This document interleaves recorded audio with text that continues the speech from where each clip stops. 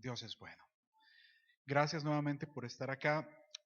El tema de hoy tiene un título que eh, se llama el modelo de oración de Jacob. Vamos a hablar un poquito sobre un momento en el que Jacob oró y cómo nosotros podemos tomar ventaja de, no como un modelo, sino de ciertas características, de ciertas formas que tenía la oración. El fondo no, sino las formas, las características que tienen. Pero este, quisiera empezar con una introducción tal vez un poco diferente al tema. Hace poco estuvimos leyendo el libro de Santiago, y en Santiago 3.1, cuando habla sobre el control de la lengua, cómo debemos de controlar la lengua por lo que representa, el poder que tiene, empieza el versículo y me llama la atención con esto, y dice: amados hermanos, no muchos deberían llegar a ser maestros en la iglesia, porque los que enseñamos seremos juzgados de una manera más estricta. Entonces, tal vez yo no sé si usted en algún momento se ha pensado o ha meditado sobre las personas que en algún momento enseñan aquí en la iglesia, el pastor, la profeta, en este caso su servidor, pero uno se toma a veces con mucha seriedad el estar acá, por lo difícil que es a veces preparar un contenido y que sea un contenido bueno, sano, alineado con la palabra, sino también porque y esta palabra vino y me confrontaba mucho, dice: porque los que enseñamos seremos juzgados de una manera más estricta. Entonces, ¿por qué le cuento esto? Porque vamos a empezar a ir dilucidando, si es cierto, un modelo de oración.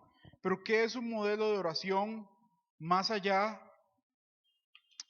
que un modelo de comunicación con Dios?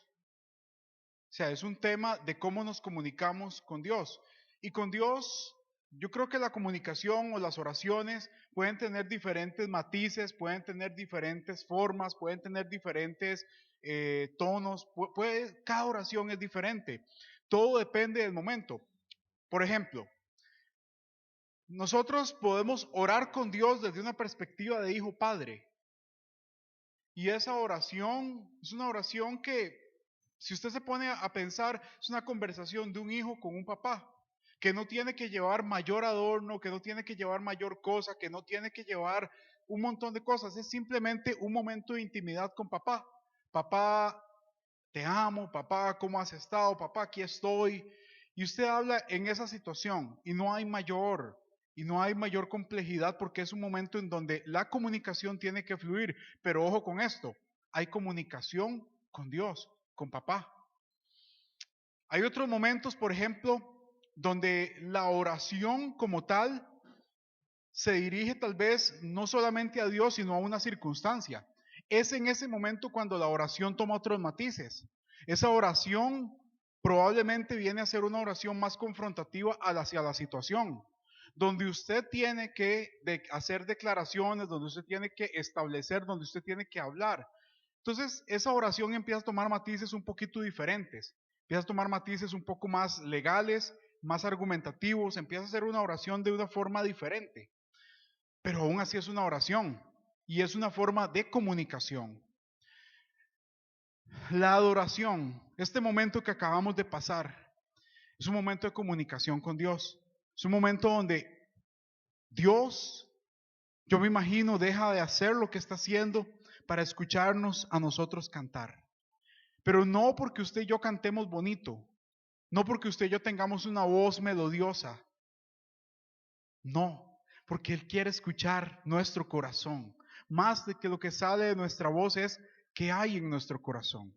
Entonces, vemos ya tres diferentes formas de comunicación. Entonces, hoy, y empecé con el llamado de atención, por qué yo estoy aquí, y el temor que uno tiene al expresar ciertas cosas, pero quiero que hagamos un llamado de atención y ojalá una reflexión profunda. Porque ¿cómo es nuestra oración? Y yo quiero que empecemos desde ya, en este momento, a cuestionarnos con respecto a esas áreas de oración que estamos hablando. Quiero que vaya conmigo a la palabra y le voy a dar un ejemplo. un ejemplo con el caso de un momento muy específico en la vida de Jacob. Vamos a ir a Génesis 32, al capítulo 9, versículo 9, perdón.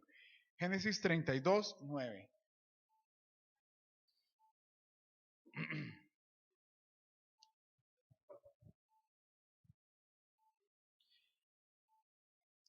Dice la historia, vamos a leer del 9 al 12, ¿ok? Dice, Jacob oró, estoy leyendo la nueva traducción viviente. Oh Dios de mi abuelo Abraham y Dios de mi padre Isaac, oh Señor, tú me dijiste, regresa a tu tierra y a tus parientes, y me prometiste, te trataré con bondad.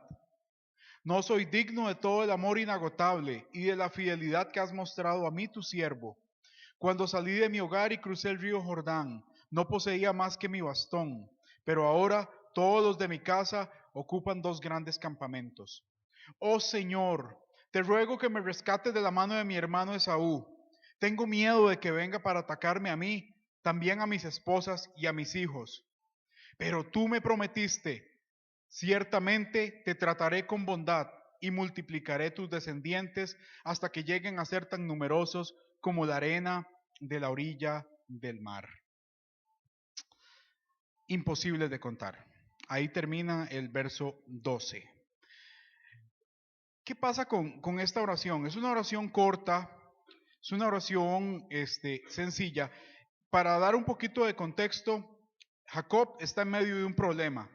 Jacob, si ustedes se acuerdan, se había jalado una torta con el hermano mayor y ha pasado el tiempo, ha pasado el año, los años, y viene un momento donde va a haber una confrontación. Le dicen, Esaú viene por usted. Esaú se había convertido en una persona poderosa, fuerte, con poderío militar y venía a su encuentro. Jacob se asusta y dice, bueno, hey, este hombre se va a vengar de lo que yo le hice, me va a hacer daño a mí, va a hacer daño a mi familia, a mis esposas, hasta aquí llegué. Simplemente él va, hace algunas cosas, pero en medio de todo eso ora. Él viene y ora y busca a Dios. Y le plantea la oración, y dentro de la oración que él plantea, quiero destacar 4 puntos. El primer punto es la sencillez del tema. Si usted lee esa oración, así tal y como la leímos, es una oración muy sencilla. O sea, es una oración que no tiene una complejidad de estilo, de escritura, de lenguaje. Él no utiliza palabras enredadas para dirigirse a Dios. Él simplemente, cuando se dirige a Él, dice, oh Dios de mi abuelo Abraham y de mi padre Isaac. Señor, tú me dijiste, papá. Y después hay una parte donde dice, Señor, tengo miedo. Señor aquí, Señor allá. Y él habla cosas muy específicas en un lenguaje muy sencillo. ¿Qué es lo que pasa con nosotros? Y eso lo hemos hablado y no voy a patinar mucho sobre este tema. No quiero ser tan reiterativo, pero ¿cuántas veces nosotros nos enredamos en nuestras palabras? O muchas veces usted le dice a alguien, hermano, hoy vamos a orar. Sí, vamos a orar todos juntos, vamos a hacer una rueda de oración. Bueno, ahora le toca arrancar a David. David, arranque, tiene que orar media hora. Y David se me queda viendo y así, con esa misma cara que me acaba de hacer. Y uno dice, ¿qué tengo que hacer? ¿Por dónde arranco? ¿Por dónde entro? No. O sea, tranquilidad. Hemos visto y hay unos videos en internet que lo toman a forma de, muy graciosa, que sale un niño pidiéndole algo al papá y le dice, oh padre que estás sentado en la silla del sillón de la sala, oh padre adorado que te amo, oh padre adorado, ¿me podrías comprar un crunchy? Y entonces el papá se queda, pero ¿por qué no me pides solo un crunchy? O sea, y así a veces nosotros nos vamos por ese lado. Vuelvo al punto, hay momentos de momentos, pero hay momentos en que la simplicidad, porque Dios conoce lo que hay en nuestros corazones. ¿Qué tiene usted? ¿Qué pasa en este momento en su vida? ¿Está cargado con algo? ¿Estás preocupado por algo? ¿Hay dolor en tu corazón? ¿Usted cree que Dios no lo sabe? ¿Estás anhelando algo? ¿Quieres que pase algo? ¿Quieres obtener algo? ¿Hay una expectativa de algo para usted? ¿Usted cree que Dios ya no sabe lo que hay en su corazón? ¿Que usted está anhelando algo? Dios ya lo conoce. Pero muchas veces nosotros no queremos o no intentamos ni tan siquiera abrir ese canal de comunicación a través de la oración porque pensamos que es algo muy complicado y no lo es. No lo es. El argumento que nos da este modelo de oración es que Jacob se encontraba en medio de una dificultad y lo primero que hizo fue: Señor, aquí estoy. Tú eres, hay un pacto y tengo miedo. Necesito que me ayudes. Así es simple. Y fue una oración muy sencilla y a la vez vamos a ir viendo cómo progresa. Pero la sencillez en el argumento, la sencillez en cómo debemos hablarle a Dios es vital. Y ojo con esto, esa sencillez es vital, pero también a veces es muy compleja. Voy a tratar de explicar esta parte. El llevar a veces las cosas desde nuestra perspectiva humana a un nivel simple, a un nivel sencillo, a veces es difícil de lograr. ¿Por qué? Y principalmente, y me hace gracia porque nosotros los costarricenses, nosotros los ticos, tendemos muchas veces a darle muchas vueltas al asunto.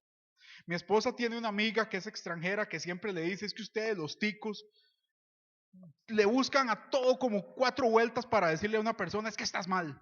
No podemos decirle a alguien estás mal porque sabemos que la persona se va a ofender. Pero entonces intentamos llegar y decirle: hola fulanito, es que tal y tal cosa, es que tal y tal otra, es que por aquí y es que por allá, pero es que yo tal vez esto. Le doramos la píldora tantas veces, le damos tantas vueltas a un argumento, cuando a veces, muchas veces lo que se necesita es sencillez, sencillez de exposición, pero el llegar a esa sencillez de exposición de un argumento para nosotros muchas veces es difícil, pero también se vuelve muy complicado a nivel interno porque nos confronta directamente. Si nosotros tenemos, por ejemplo, que hablar con Dios y pedirle perdón, por ejemplo, sobre un pecado, sobre una situación que nos ha estado aquejando, es muy fácil llegar y decir: oh Señor, tú conoces lo que hay en mi corazón, tú conoces esta situación que me ha estado aquejando, que aquí, que allá y que no sé cuánto, pero no llamamos a las cosas por su nombre. No somos capaces ni en la intimidad de una oración de hablar con Dios y decirle: Señor, he pecado. Señor, hice esto que no tenía que hacer. Señor, mi pecado se llama así. Necesito que lo perdones.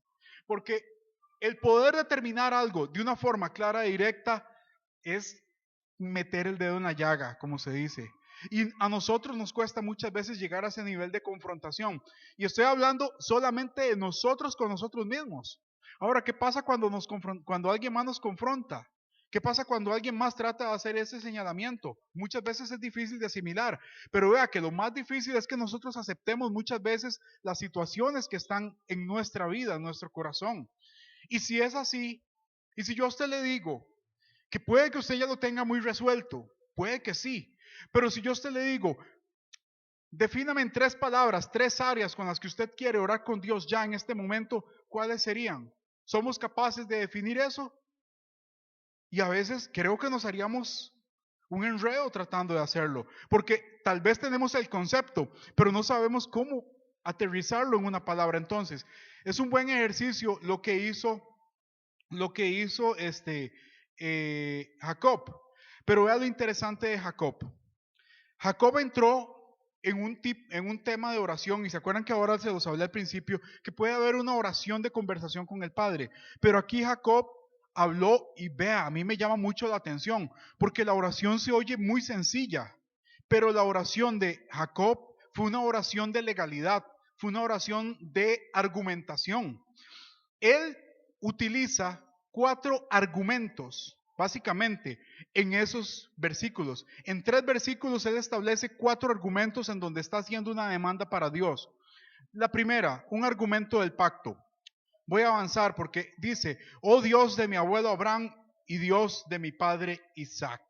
O sea, él lo que está diciendo es: Dios, tú tienes un pacto con mi abuelo. Tuviste un pacto con mi abuelo y tuviste un pacto con mi padre. Hay un pacto de por medio. Eres el Dios de mi familia de generación en generación. Yo te reconozco, yo te mantengo como Dios, te adoro, te alabo. En esa frase él está estableciendo: en mi familia ha habido un pacto y ese pacto lo hemos guardado y aquí estamos. Lo primero que hace es argumentar un pacto. Él no viene de primera, él nada más dice: Señor, hay un pacto. Entre vos y yo hay un pacto. Lo guardó mi abuelo, lo guardó mi tata, aquí estoy yo, el pacto está vigente. ¿Verdad, Dios? Perfecto. Sigue adelante. Y dice, hay una promesa. Ojo con esto. Hay una promesa. ¿Cuántas veces hemos hablado de promesas en los últimos tiempos? Hemos hablado mucho de promesas. Y lo que hace él al final del verso 9 y dice, y me prometiste. Y dice, tú me dijiste, regresa a tu tierra, a tus parientes, y me prometiste, te trataré con bondad. El argumento de la promesa. Señor, hay un pacto entre vos y yo, guardado desde generaciones en generaciones, con mi abuelo, con mi papá, ahora conmigo, y tú me prometiste algo. Él establece que hay una relación, que hay un pacto y que hay una promesa. Vean cómo se va acercando Jacob. Viene acercándose, pero ojo con esto, que para llegar a esa posición les hablé de dos cosas ya, pacto y promesa. ¿Qué hay que hacer para por lo menos cubrir esos dos primeros puntos? Número uno, identidad. Saber quién soy y saber que existía un pacto. ¿Por qué? Porque si hubo un pacto con mi abuelo, hubo un pacto con mi papá y ahora hay un pacto conmigo, es porque él conocía la historia y él conocía quién era, conocía que había una identidad. Y número dos, no solo conocía eso, conocía que había una promesa de por medio. Él la tenía clara eso. Y vea lo interesante de esto. Este es un versículo, el 10. El verso 10 explica algo y yo lo llamé el argumento de la jurisprudencia, porque hemos tocado ese tema en algún momento. Y Ángel se me queda viendo así cuando yo digo jurisprudencia, porque yo sé que a él la vena legal le pica, pero dice jurisprudencia. No soy digno, dice la palabra, de todo el amor inagotable y de la fidelidad que has mostrado a mí, tu siervo. Cuando salí de mi hogar y crucé el río Jordán, no poseía más que mi bastón. Pero ahora todos los de mi casa ocupan dos grandes campamentos. Él explica, cuando salí del hogar no tenía nada, tenía solamente mi bastón. Y ahora somos tantos que hay dos campamentos. Lo que él está expresando en ese verso es, Señor, ya tú has sido bueno conmigo. Está expresando cómo desde el pasado ya hay una demostración de la bondad de Dios y del cumplimiento de su fidelidad y de sus promesas. Él está diciendo, Señor, yo vengo aquí, voy parafraseando un poquito la oración. Señor, vengo aquí delante de ti. Hay un pacto entre nosotros, guardado de generación en generación, con mi familia, con mis abuelos, con mi papá. Aquí estoy y tú me prometiste que me ibas a trabajar con bondad y ya lo he visto porque ya lo has hecho. He visto tu mano fiel. Cuando salí no tenía nada y ahora mira cuántos somos. Has sido bueno. Él está reconociendo, él está diciendo, hay legalmente un antecedente de que ya has sido bueno conmigo. No puedes decir que no, porque ya hay legalmente escrito que tú has cumplido promesas a mi favor. Y al final, él argumenta, tú me prometiste, ciertamente te trataré con bondad. En el verso 12, pero tú me prometiste, ciertamente te trataré con bondad. Y ese tema es para mí algo clave, porque lo que él está haciendo, ojo con esto, lo que hizo Jacob. Jacob recordó un pacto. Jacob recordó y tomó una promesa. Jacob argumentó jurisprudencia. Y Jacob está recordando, pero es que aquí hay un detalle interesante. Que este tema vamos a desmenuzarlo un toquecito.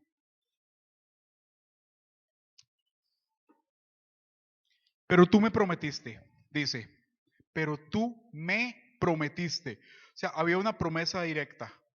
Había una promesa directa. había una promesa directa. ¿Qué está haciendo el bandido de Jacob en este punto? Jacob le está diciendo a Dios, Señor, tú dijiste, Señor, tú me dijiste esto, esto y esto. Vuelvo al punto otra vez con las promesas. ¿Cuántos de nosotros hemos recibido una promesa de X o Y? Una promesa ministerial, una promesa de avance, una promesa de conquista, una promesa de expansión. ¿Cuántos hemos recibido ese tipo de promesa? Pero ¿cuántas veces nosotros hablamos de este tema con Dios? O sea, y perdón que se lo diga así, y hoy quiero ser un poco más confrontativo con usted. ¿Cuántas veces usted y yo hablamos de esa forma con Dios? Señor, tú has dicho, y ojo con esto, no es llegar irrespetuosamente ante Dios, porque vean que el mismo Jacob ha establecido un proceso, pero ha establecido un proceso basado en la legalidad. Él no ha venido simplemente haciendo un berrinche de un carajillo tirándose al suelo pidiendo las cosas. No, ha venido estableciendo puntos válidos y legales con respecto a lo que Dios ha hablado con él. Pero termina diciendo, tú me prometiste, Señor, tú me dijiste. Y ojo con esto, porque lo interesante es que él lo que está haciendo es recordándole a Dios sus palabras. Él está dando un argumento que es muy fuerte de refutar, porque él lo que está diciendo es, Señor, tú has dicho. Y esas palabras de Dios dicen que Dios no se arrepiente y Él tampoco miente. O sea, sus palabras son fieles. Y aquí volvemos a caer a un concepto de la personalidad, de las características de Dios, que es su fidelidad. Él es fiel, pero Él también tiene esa fidelidad que lo que hace es llevarlo y lo obliga de cierta forma a cumplir sus promesas. Su fidelidad es esa característica inherente que tiene Dios que lo hace que Él tenga que cumplir esas promesas en nosotros. Entonces, Jacob cierra diciéndole, tú dijiste esto. Haz conforme a lo que has dicho. Básicamente, cuando nosotros oramos y logramos entender esto y logramos tomar esto como un modelo para nosotros, creo que las cosas pueden empezar a cambiar un poco. ¿Por qué? Y en el siguiente punto vamos y espero que nos sirva para entender una parte de que cuando oramos, y si vemos esto, se ve muy sencillo, se ve sencilla la oración, pero tiende a ser un poco más compleja cuando la empezamos a desmenuzar y a tratar de aplicarla a nosotros. Porque si usted y yo hoy tuviéramos que tratar de replicarla en un ejemplo práctico, yo no sé. O sea, quiero que usted lo piense hoy conmigo. ¿Qué tema quisiera usted hoy traer ante Dios? Ya no desde una perspectiva paternal o desde una perspectiva, ¿cómo decirlo? Muy familiar, sino desde una característica de argumento legal. Que usted venga y que usted trate de conversar con Dios y exponerle un caso a Dios y pedirle ayuda, como a un abogado, a Jesús, o como a un juez, a Dios. Podemos realmente construirle un caso sin, ojo con esto, sin tener esas manifestaciones de irrespeto para con Dios y llegar simplemente y patalear y decir, yo quiero porque yo quiero. Podríamos hacerlo, podríamos construir un caso, podríamos realmente construir el caso y decirle, Señor, y realmente empezar a manifestar esa identidad de hijos primero y decir, yo soy tu hijo. Y como tu hijo, y ojo con esto, no solamente porque puede ser muy bonito decir, yo soy tu hijo, pero ¿en qué? ¿Basado en qué? Conocemos la palabra de Dios que nos posiciona como hijos, sabemos qué podemos argumentar para determinar que somos hijos. Y es más, lo más difícil de todo esto, usted se la está creyendo. Usted cree que usted es un hijo. Usted cree que usted es un hijo que puede accesar a las bendiciones y las promesas de Dios. Porque muchas veces decimos, soy hijo, pero me la creo, es lo suficiente. O no me la creo. O tal vez yo creo, no, es que el ser hijo son para aquellos que están por allá o para los que están por acá. Pero es que yo no, o sea, yo no soy, no sé, lo suficientemente bueno para ser un hijo. O tal vez no se me ha revelado el que esa paternidad de Dios a mi vida. Entonces, si empezamos desde ahí, hay muchas cosas que tenemos que empezar a socar a la hora de establecer una oración argumentativa de este tipo. Señor, hay un pacto entre tú y yo. Hay un pacto de generación en generación. Yo soy tu hijo. Hay una relación, nos conocemos, sí. Y tenemos la posibilidad, y usted lo ha pensado y tal vez sí. Pero se lo digo, el segundo punto, las promesas, las tiene usted aquí. ¿Se acuerda que lo hemos hablado muchas veces? Yo no sé si usted hizo ese ejercicio, yo lo tengo. Y un día de estos accidentalmente volví a abrir mi cuaderno y vi las promesas que tenía ahí. Y habían detalles que se me habían olvidado. Habían detalles que se me habían olvidado. Usted escribió sus promesas. ¿Qué Dios le ha prometido a usted? Y si no lo ha hecho, vaya y piense y escríbalo. Téngalo por escrito y de vez en cuando repáselas, téngalas presentes, porque ese va a ser un argumento legal para que usted pueda conversar con Dios. Porque si usted mismo no sabe qué le han prometido, ¿qué va a ir a reclamar? Sabía, y lastimosamente la ley nos dice que no se puede alegar desconocimiento de ella, no se puede alegar desconocimiento de la ley. Y en este caso tal vez no sea el compendio total de la ley, pero estamos hablando solamente de las promesas. Y vea lo interesante de esto, no le estoy hablando ni de las prohibiciones ni de las cosas malas, de las promesas. ¿Qué promesas tiene Dios para usted? ¿Qué ha establecido en su palabra? Es más, vea lo duro de todo esto. Si yo a usted le digo, ¿cuántos versículos de la Biblia con promesas se sabe usted? No levante la mano, no me responda, respóndase usted. ¿Cuántos se sabe? ¿Cuántos puede recitar hoy? ¿Cuántas promesas podemos recitar hoy? Y no le estoy hablando de palabras dadas aquí, sino la palabra que está escrita.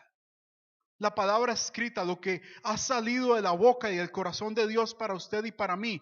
¿Cuántas de esas promesas tenemos aquí frescas que podamos recitar, que podamos hablar? ¿Y por qué le hablo de esto? Porque sí le puedo decir que usted día a día, minuto a minuto, se ve, al igual que yo, bombardeado por negatividad, por temor, por palabras, por noticias. Eso sí lo sabemos. ¿Dónde está la guerra en este momento? ¿Cuáles son las ciudades de Ucrania que han sido más dañadas? ¿Cómo está el dólar en este país? ¿Cómo está la crisis, el desempleo? Eso sí lo sabemos y estamos dispuestos a sentarnos media hora aquí a conversar y hablar de eso. Crisis, crisis, crisis, temor, temor, temor, llanto, llanto, llanto. Pero ¿cuál es la promesa de Dios que viene a romper eso que está diciendo el mundo? Usted y yo lo sabemos. Usted y yo tenemos la capacidad de hablar vida sobre eso. ¿Sí o no?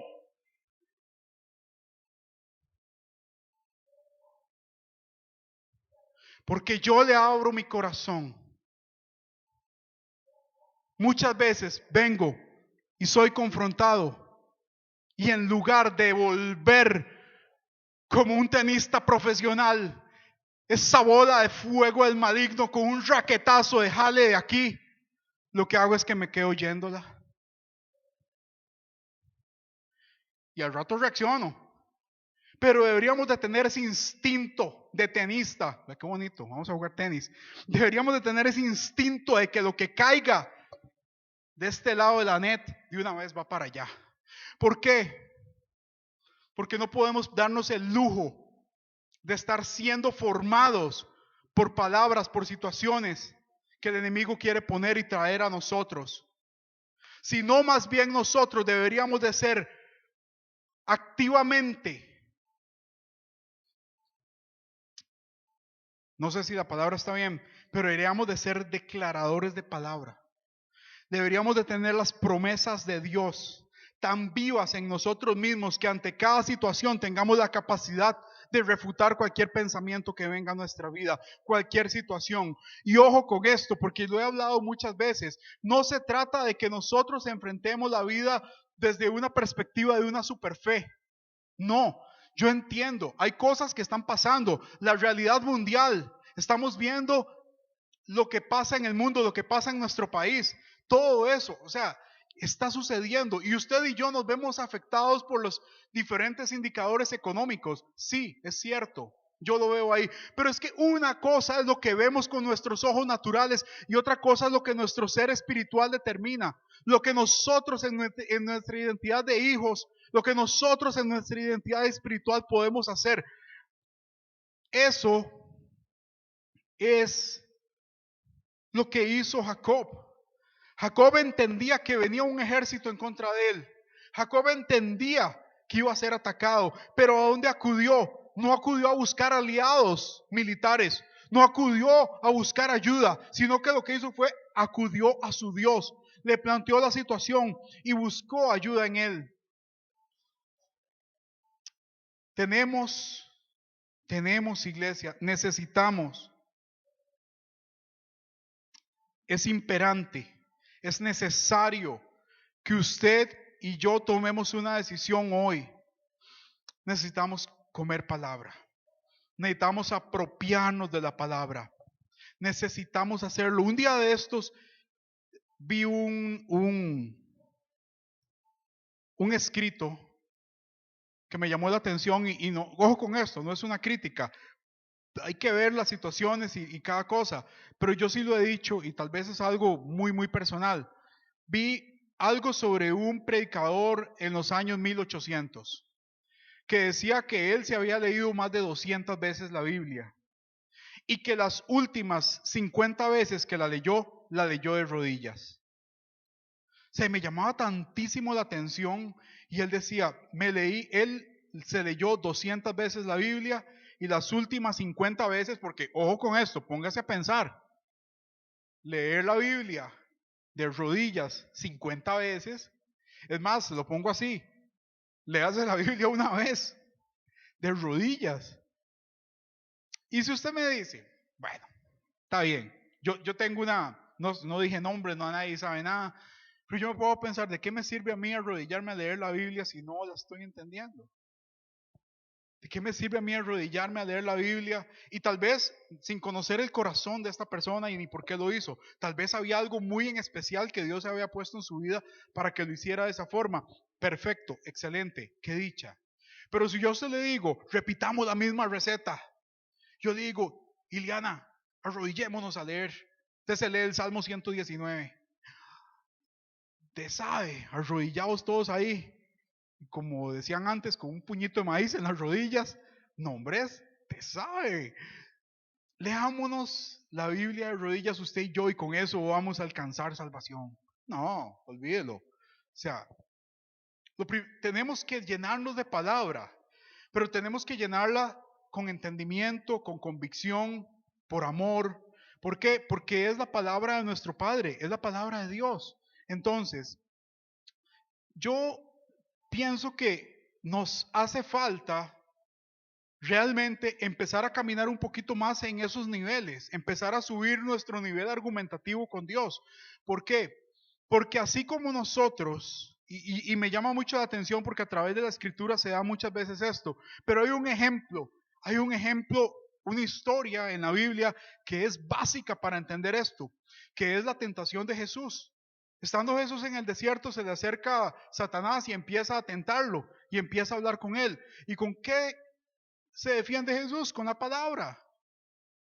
Pura y plana palabra. Escrito está. Escrito está. Escrito está.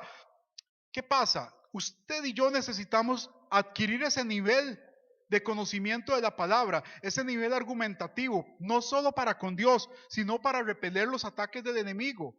Pero necesitamos invertir el tiempo. Yo no le digo que 200 veces, no sé, pero sí le digo, seamos selectivos, pidamos de dirección a Dios y empecemos de una vez por todas a empezar a comer Biblia, empezar a comer palabra, pero no solo a comer y a leer y a leer y a leer, sino aprender y aplicarla en nuestra vida. Es que la palabra por sí misma no va a hacer ese efecto. Tiene que venir un proceso de revelación del Espíritu Santo, de qué es lo que estamos leyendo. Tiene que venir una activación en nuestra vida y tiene que venir una decisión de carácter, porque la Biblia muchas veces nos da directrices, pero va a requerir carácter en nosotros para tomar una decisión y caminar la palabra y ponerla en práctica. No es fácil. La Biblia muchas veces nos establece niveles de conducta así o así o así elevados. Y muchas veces a nosotros no queremos pero ni brincar la tablita que está aquí abajo.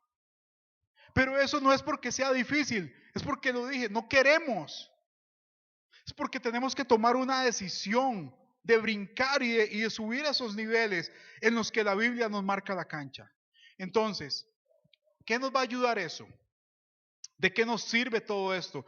Eso nos va a servir a entender de que el modelo de oración de Jacob fue un modelo lleno de argumento legal. Y esa palabra tiene que estar en nuestra boca día a día, iglesia. Tiene que estar en nosotros. ¿Por qué? Usted y yo vivimos en un mundo, en tiempos que están siendo complicados. Día a día usted y yo nos vemos enfrentados con diferentes realidades. Yo puedo conversar con usted y usted me puede contar muchas historias de cosas que están pasando a nivel personal, a nivel familiar, a nivel laboral. Usted y yo también podemos ver, sin necesidad de ese tipo de conversaciones externas, podemos ver qué es lo que está pasando en el mundo. Pero me confronta mucho entender que muchas de las cosas que están pasando realmente pueden cambiar si usted y yo tomamos una actitud diferente. Qué difícil a veces, y quiero decirlo en el buen sentido, a veces hay cosas que cuando usted y yo enfrentamos algo tal vez aquí, y pongamos un ejemplo aquí, vamos al ejemplo en Casa Sembradores. Hablemos de algo. Vamos a hablar, pongamos un ejemplo muy sencillo, hablemos de un avivamiento, hablemos de milagros, hablemos de manifestaciones del Espíritu Santo. Usted y yo, y estoy seguro de esto, que usted y yo compartimos el mismo anhelo porque haya un despertar espiritual en esta casa. Estoy seguro. De eso no me cabe la menor duda. Yo sé que usted y yo queremos ver milagros en esta casa. Queremos ver sanidades, queremos ver prodigios, queremos ver noticias, queremos ser personas capaces de orar por una situación que esté pasando en el mundo natural y a través de nuestra palabra ver un cambio en lo que está sucediendo. Yo sé que usted y yo queremos ver que alguien entre, por ejemplo, en una silla de ruedas y que salga con la silla de ruedas al hombro. Que ya no la necesite nunca más. Queremos ver sanidades, queremos ver cosas grandes. Sé que usted y yo queremos ver eso. Sé que usted y yo queremos ver un avivamiento en medio de la alabanza, en medio de la oración. Queremos ver un fluir poderoso del Espíritu Santo, una alabanza libre, que ya no haya temores que nos amarren en los pies, que podamos empezar a movernos en medio de la alabanza, que no nos dé miedo saltar, que no nos dé miedo gritar, que no nos dé miedo levantar las manos, que no nos dé vergüenza caer rendidos ante la presencia de Dios llorando, a moco tendido, y que no importe nada. Sé que usted y yo no anhelamos, y estoy seguro que usted y yo anhelamos eso. Pero sé que también, al igual que yo, usted también se pregunta por qué no lo vemos tan frecuentemente. ¿Qué está pasando? ¿Por qué no pasa? Y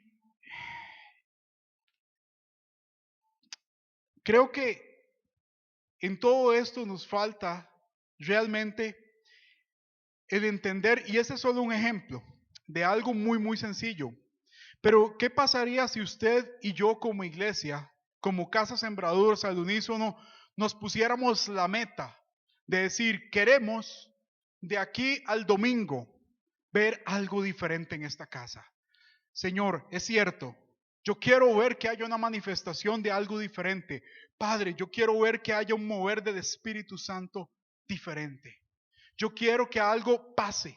Yo quiero que este domingo descienda fuego del cielo. Yo quiero que este domingo, Señor, los corazones de todas las personas que estén en este lugar se conmuevan. Yo quiero que las personas, aun que pasen por fuera, se vean impactadas por lo que está pasando.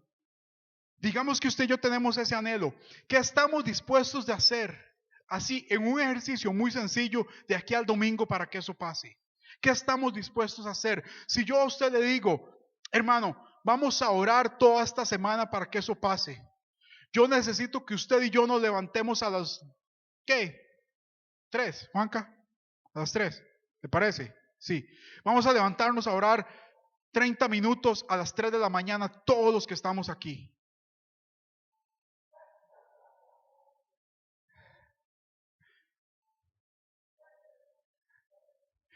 Bueno, Ángel está trabajando, ¿verdad? Sí, ya a esa hora está trabajando. No, no se vale, eso es trampa. Eso es trampa, ya se está despierto. Entonces, Ángel que se levante a las 10 de la mañana. Está bien. No, no, o sea, sacrificio de tiempo. Porque usted me va a decir, yo a usted también le puedo argumentar lo mismo. Durante el día yo estoy muy ocupado. Ay, yo tengo mucho trabajo, no tengo chance para hacerlo. Entonces, vea, se la puse sencilla. Se la puse una hora en la que usted no está trabajando. Se la puse una hora en la que usted generalmente no ve redes sociales. Se la puse en una hora en que generalmente usted no ve tele. Sencillo, está facilito. De 3 a 3 y media, usted no tiene nada que hacer con eso. Lo único que tiene que hacer es robarle media hora de sueño. ¿Ok? Vea qué sencillo, está fácil. Ok, hoy estamos miércoles, jueves, viernes, sábado y domingo también, ¿por qué no? Domingo, 4 días. ¿Y ahora qué pasa si yo le digo, bueno, la palabra dice que hay ciertos géneros que no salen si no es con ayuno y oración? Ayuno. Ve, créame que ahí, a mí, aquí sí ya me di duro yo. Ayuno, aquí sí ya me di duro.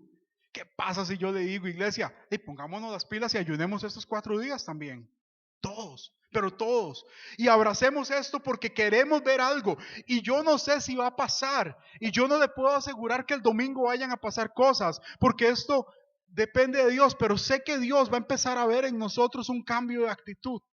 Lo primero es un cambio de actitud, porque usted dice, sí, es cierto, yo quiero que esas cosas pasen y voy a determinar cierto tiempo y voy a determinar también un ayuno y voy a meterme más en Dios. Y ojo con esto, porque no se trata del tiempo que vayas a orar, no se trata tanto del tiempo en que vayas a dejar de comer, se trata del tiempo en el que usted y yo empezamos a poner a Dios en primer lugar y empezamos a dejar un poquito esta carne por allá y empezamos a quitarle y empezamos a decir, Señor, tú eres el primer lugar, Señor, tú tienes la prioridad en mi vida, Padre Santo, tú eres lo primero para mí. Y cuando empezamos a poner a Dios en primer lugar, Él empieza a volver sus ojos hacia nosotros. Pero todo esto empieza, iglesia, por medio de una decisión, por medio de tomar decisiones para empezar a ver cosas. Y le estoy hablando solamente de decisiones, pero lo interesante de todo esto es que si usted y yo logramos hacer eso, vamos a empezar a ver la jurisprudencia de Dios activarse y decir, bueno, estás haciendo esto, si lo estás haciendo es por algo. Y empezamos a hablar la palabra de Dios y empezamos a aprender las promesas de Dios y empezamos a aprender temas claves de la palabra y no solo aprenderlas, a declararlas. Recuerde que lo que usted y yo decimos tiene poder, tiene poder, tiene poder. Entonces empecemos a hablar más la palabra de Dios, más las promesas de Dios. Y sí, nuestra oración tiene que ser argumentativa, tiene que tener argumentos legales, pero ¿cómo vamos a poner argumentos legales si no tenemos palabra? Podemos orar, oh Señor, gracias Padre, oh Dios, oh gracias, sí Señor, Padre Santo, bendice el arroz, bendice los frijoles, oh Señor, oh Señor, oh Señor. Y se vuelven oraciones muy doctrinales, donde se vuelven muy repetitivas y repetitivas y repetitivas. Pero ¿por qué no le cargamos a esto? Porque escrito está, porque tu palabra dice, porque has sido fiel, porque has sido bueno. He visto tu mano. Tu palabra dice esto. Tu palabra dice que tienes pensamientos de bien y no de mal para mí. Tienes promesas para mi familia, tienes promesas para mis hijos. Mis hijos. Hay muchas cosas que debemos caminar. Hay tantas cosas en la comunicación con Dios. Se vuelve a veces muy sencillo. A veces es, Juanca lo dice, es un arte. La comunicación es un arte. Se vuelve tan así. Hay una parte en la palabra que a mí me llamaba tanto la atención. Hombres casados que están aquí, levanten su mano. Hombres casados, qué poquitos. Bueno, sí, aquí estamos. Usted debería levantarla casi. Pero bueno, hay un versículo que dice, tratad bien a vuestras esposas para que tus oraciones no sean estorbadas. Vea qué interesante. Un tornillito más dentro del engranaje de la oración. Usted puede llegar con todos los argumentos delante de Dios. Usted puede llegar con los versículos aprendidos. Usted puede llegar todo súper bien. Que si media hora antes usted se peleó con su esposa y le dijo una grosería, créame que esa oración tiene cierto riesgo de que no suba al trono de Dios. Porque hay una cláusula en el libro legal que lo establece de esa forma. Entonces, vea que se cumplen un montón de pequeños detalles. Sí, la comunicación hay que hacerla fluida, hay que estar con Dios en una conexión constante, es cierto, pero hay un montón de cosas más alrededor que debemos ser cuidadosos de cumplir. ¿Cómo se cumplen esas cosas? Obviamente entendiendo lo que está en esta palabra. Hay que comer palabra, hay que leer, hay que entenderla, hay que vivirla. Porque si yo, y ojo con esto, si yo, hombres casados que están aquí, si usted trata bien a su esposa, no solo va a comer rico, no solamente va a estar tranquilo, no solamente no lo van a regañar, sino que sus oraciones no van a ser estorbadas. Y eso, créame que es una ganancia, es una ganancia. Pero yo no sé si usted sabía eso, esa pequeña cláusula que le acabo de dar. Yo no sé si usted la sabía. Cuando yo hace muchos años la identifiqué, yo me quedé y yo vi eso y digo yo, mira, qué interesante. Trata bien a tu esposa y eso te va a asegurar de que nada estorbe que esa oración sube. Vea lo interesante. Pequeñas cláusulas que están ahí escritas. Ahora, usted y yo debemos, por eso es importante que usted y yo entendamos y vivamos lo que está en la palabra. Voy cerrando con esto. Nuestra oración. Escuchaba y me llamó mucho la atención esto. Y no sé, y tal vez sea un ejemplo muy cerrado y muy específico. Muchas veces cuando hablamos de profetas y poder, o profetas que tuvieron manifestación de poder, muchas veces se nos vienen varios nombres de lo que ha pasado en la Biblia. Hay profetas que han tenido manifestaciones de poder muy profundas y, valga la redundancia, muy poderosas en la palabra. Uno de ellos, no sé, ¿a quién se le ocurre un nombre? Un profeta que haya hecho cosas así muy... Elías, Eliseo, perfecto, muy bien. Pero mencionaban y hacían una comparación de esos profetas y específicamente del profeta Elías. Y hablaban de Ezequiel y lo comparaban con Ezequiel. Y se me vino tanto a la mente esto porque recientemente yo escuchaba una canción, la pensaba poner, pero es que no, es una canción media, que tiene un ritmo medio pesadillo ahí. Andrés un día esto se me burló de la canción, la puse aquí y se me burló, qué bárbaro. Que habla sobre el Valle de los Huesos Secos. Y la palabra dice que Dios le dice, profetízale al Espíritu. Y ojo con esto, porque muchas veces usted y yo podemos hacer una declaración de palabra contra o a favor o hablando sobre ciertas circunstancias, elementos o cosas. Pero la palabra dice, profetízale al Espíritu. Háblale al Espíritu. Y esa manifestación se vuelve tan pesada, se vuelve tan poderosa que a mí me llamó la atención sobre lo que estaba sucediendo. Entonces, que usted y yo, que nuestra palabra nos lleve a poder tener ese nivel de declaración. Una declaración no solamente de las circunstancias, sino entender y hablar lo que Dios ha puesto para usted y para mí. Tenemos que poder llegar, iglesia, a ese punto de decir, no sé qué es esto que está pasando.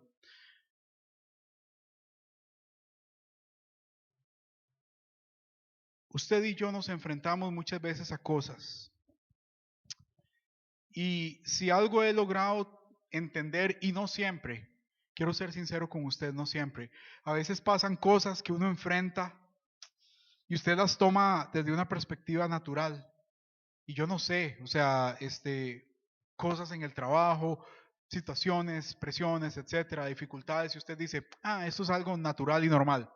Pero, ¿cómo nos falta a veces a nosotros realmente ponernos las gafas y ver todo con la perspectiva correcta?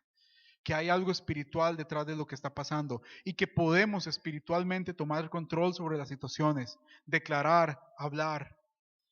Cuando muchas veces nosotros a través de un momento de ira, a través de un momento de tristeza, a través de un momento emocional, podemos decir muchas cosas, podemos declarar, y recuerde que es esto lo que el enemigo quiere de nosotros. Esa es la palabra que él anda como león rugiente, buscando a quien devorar. Y leía y decía que el león lo primero que hace antes de devorar a su presa es pegársele a la garganta y asfixiar a su víctima. No dejarla respirar, pero al asfixiarla tampoco la deja hablar, tampoco la deja gritar, tampoco la deja manifestar ningún sonido. Y el enemigo lo que viene es detrás de nuestra boca y busca que nosotros hablemos de más lo que no debemos hablar, cuando lo que tenemos que hacer es hablar palabra, declarar palabra. Hoy es cierto, hablamos de un modelo de oración, pero estamos cerrando y quiero que se lleve esto porque ya vamos terminando, pero quiero que hoy usted recuerde esto. Y si solo esto se lleva, y si solo esto usted logra recordar, créame que hoy usted y yo nos vamos con una herramienta poderosa en nuestras manos. Necesitamos urgentemente tener la palabra de Dios fresquita en nuestra mente y ligera en nuestra boca. Ante cualquier circunstancia que nos esté aquejando, cualquier problema, tenemos que aprender a hablar palabra. ¿Por qué? Porque escrito está esto que pasa. Vamos manejando y se nos mete y casi nos chocan y nos vamos por allá. En lugar de decir, Señor, bendícelo, guárdalo, llévalo con bien, que no le pase nada. Gracias, Padre, porque estamos bien. Gracias por el carro. Gracias porque voy bien. Que llegamos tarde y se nos hizo tarde para una situación. Es que está... Señor, yo no sé por qué pasó esto, pero gracias porque tal vez de algo me guardaste. Si hubiera llegado antes, es capaz que algo hubiera pasado, pero me trajiste a este momento. Todo salió bien y tú tienes el control. Gracias, Señor. Que las cosas no están tan bien económicamente. Padre Santo, tú eres el Dios del oro y de la plata. Y aunque yo en este momento no esté viendo las cosas, yo declaro que hay multiplicación en mi hogar, que hay recursos de sobra, que los recursos del reino se habilitan a mi favor. Yo declaro abundancia. Yo declaro que hay multiplicación y empiezas a declarar cosas diferentes. Padre Santo, yo no sé por qué hoy me siento de esta forma, por qué me siento enfermo. ¿Por qué hoy me duele el estómago? Yo no sé por qué hoy, Padre Santo, mi cabeza duele, mis brazos no se levantan, por qué mis piernas están débiles. Señor, pero yo declaro fortaleza. La fuerza del Señor está en mí. Tú pones y revitalizas mis fuerzas y me das pies ligeros para subir montañas. Mis brazos son fuertes. Hay vitalidad en mí. No hay dolor que me afecte. Y empiezas a declarar y a hablar una palabra diferente sobre la circunstancia. Puede, y sí, y lo he repetido, puede que estés viendo ciertas cosas. Puede que sí, la naturalidad de lo que está pasando es una, pero lo que tu declaración va a lograr y va a conseguir es otra.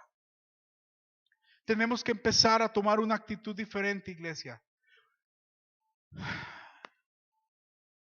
Una actitud diferente.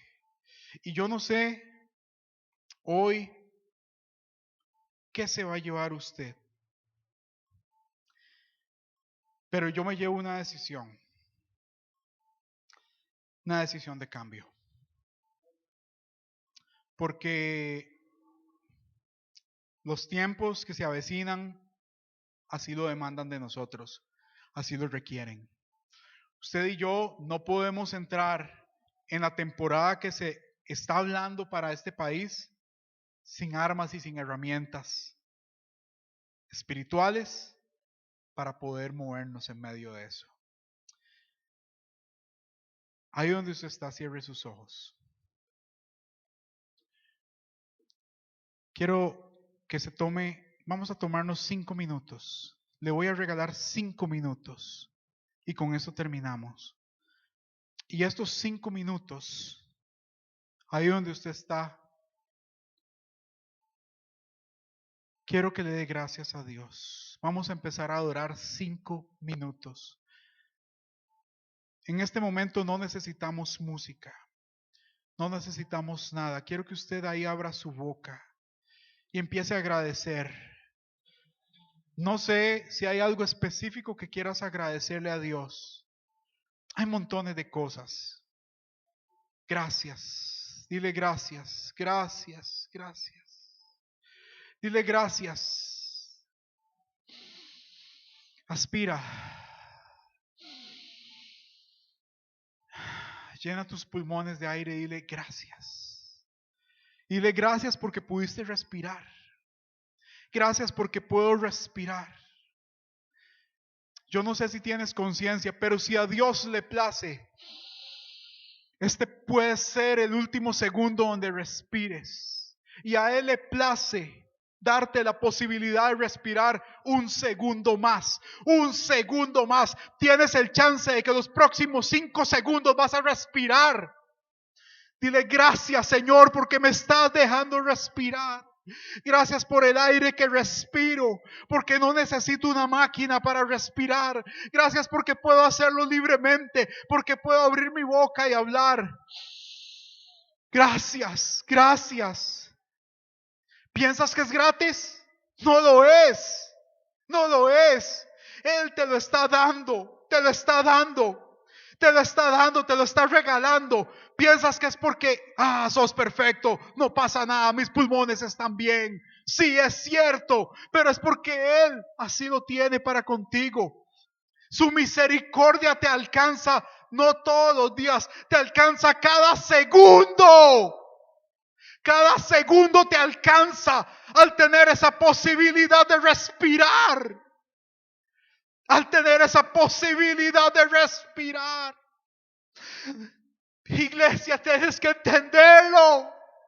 Cada segundo que respiras es la gracia y la misericordia de Dios manifestándose a tu favor. ¿Y por qué te cuesta darle gracias? Si tienes más que eso, muchísimo más. Gracias, Señor. Gracias, Padre. Gracias, papá. Te amo, te amo, te amo, te amo. Te amo, te amo. Que ese te amo se multiplique en tu boca. Tienes el chance. 1 minuto más, nada más. 1 minuto de te amo. Dile te amo, te amo, te amo. Te amo. No necesito nada de ti. Padre, perdón. Si algunas veces vengo apresurado solamente a pedir, solamente a llorar, a dejarte mis cargas y mis problemas. Pero hoy lo único que quiero es decir te amo, te amo, te amo, te amo y te necesito. Te necesito, Padre, te necesito. Necesito de ti, de tu espíritu para vivir. Tú eres quien me da vida. Te amo, papá. Te amo, papá. Te amo, papá. Te amo, papá. Te amo. Te amo. Te amo. Te necesito. Padre Santo, te pido, Señor, que tu palabra penetre profundo en nuestro espíritu. Espíritu Santo, conmueve las fibras más profundas de nuestro ser. Revélate, Señor, a nuestra vida. Señor, hoy, Señor, te lo pido que empezamos, Señor, a caminar en tu palabra de una forma diferente.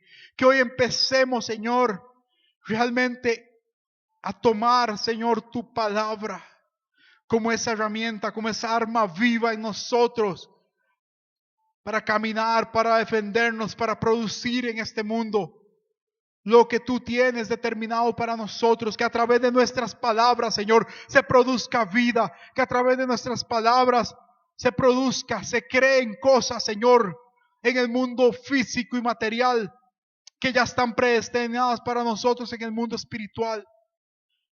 Tu palabra dice que ya tú tienes, Señor, cosas para nosotros, Señor, más grandes de las que nosotros nos podemos imaginar, que serán dadas a través de tu poder, ese poder que da vida, ese poder creativo, ese poder de resurrección, Padre, que trae las cosas, Señor, que han estado muertas a vida, Señor. Padre Santo, que entendamos que ese poder está en nuestra palabra, Señor, pero que debemos apropiarnos de esa palabra, Señor, en nuestra mente, en nuestro corazón, Señor, en nuestro espíritu, Padre, y darle vida a través de nuestra boca, Padre. En el nombre de Jesús, en el nombre de Jesús, Padre, revélate a nosotros. Llénanos de tu presencia, llénanos de tu espíritu, Padre Santo. Llénanos de tu vida y de tu poder. En el nombre de Jesús, Padre, te lo pedimos y te damos gracias. En el nombre de Jesús. Amén. Y amén.